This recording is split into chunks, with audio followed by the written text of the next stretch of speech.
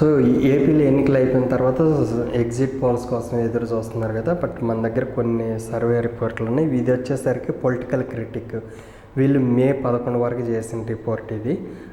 So first percentage చూద్దాం, ఏ పార్టీకి ఎంత వచ్చింది అనేది, vote share.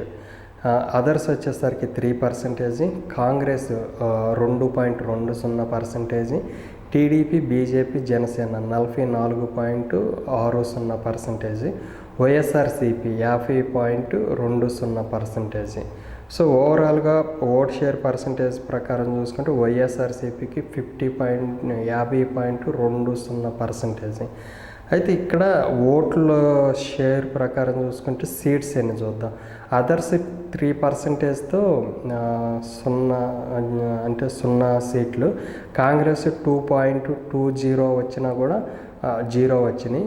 TDP, BJP, Janasena పార్టీకి టోటల్ 44.60% కదా, వీళ్ళకి 44 నుండి 54. తర్వాత వైఎస్ఆర్ కాంగ్రెస్ 50.20 ఓట్ షేర్తో 121 నుండి 131 సీట్లు వచ్చింది అనేది ఇచ్చారనమాట. సో ఓవరాల్గా ఈ రిపోర్ట్ ప్రకారం 50.20%తో 121 నుండి 131 సీట్లు వైఎస్ఆర్సీపీకి వచ్చిందని ఇచ్చారు. బట్ కాకపోతే ఇక్కడ ఏంటంటే మళ్ళీ వైఎస్ జగనే రీఎలెక్ట్ అవుతాడనే ఇచ్చారు. తర్వాత ఎట్ ది సేమ్ టైము ఒక స్ట్రాంగ్ కూటమిగా వచ్చిన టీడీపీ, జేఎస్పీ, బీజేపీ మాత్రం 44.60%తో 44 నుండి 54 సీట్లు వస్తాయని ఇచ్చారు.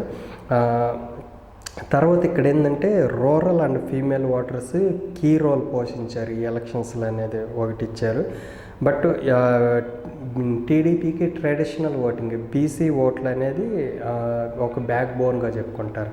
ఆ ఓట్లు స్ప్లిట్ అయ్యి వైఎస్ఆర్సీపీ వైపు టర్న్ అయినాయి అని ఈ సర్వే రిపోర్ట్ ఇచ్చారనమాట. సో ఓవరాల్గా 50.20%తో 121 నుండి 131 సీట్లు వైఎస్ఆర్సీపీ గెలిసిద్ది అనేది ఈ సర్వే రిపోర్టు.